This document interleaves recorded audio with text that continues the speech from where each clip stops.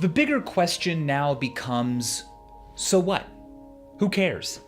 You will never have an infinite number of balls, and you will never have a large enough urn to hold all of them. You will never build a lamp that can turn on and off arbitrarily fast.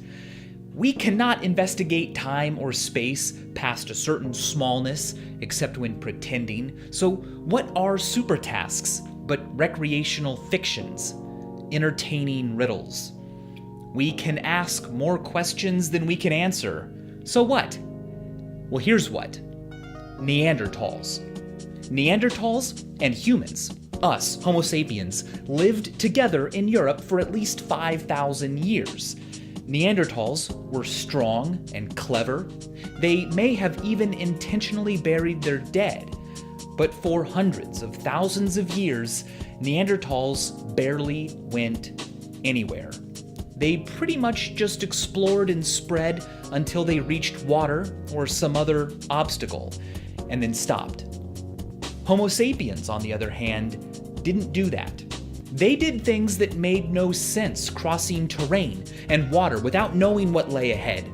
Svante Pääbo has worked on the Neanderthal genome at the Max Planck Institute for Evolutionary Anthropology, and he points out that technology alone didn't allow humans to go to Madagascar, to Australia.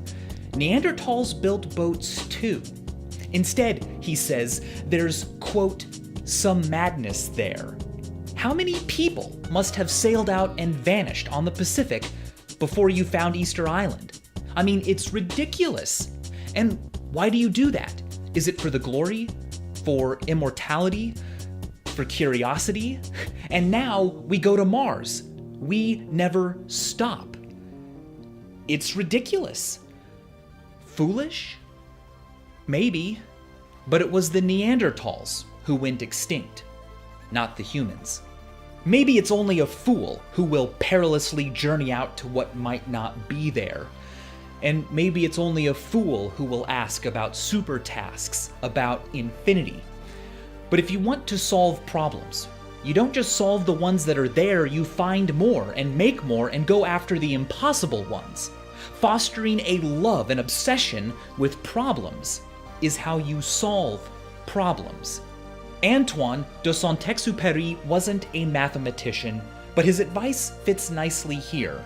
If you want to build a ship, don't drum up people to collect wood and don't assign them tasks and work, but rather teach them to long for the endless immensity of the sea. And as always, thanks for watching.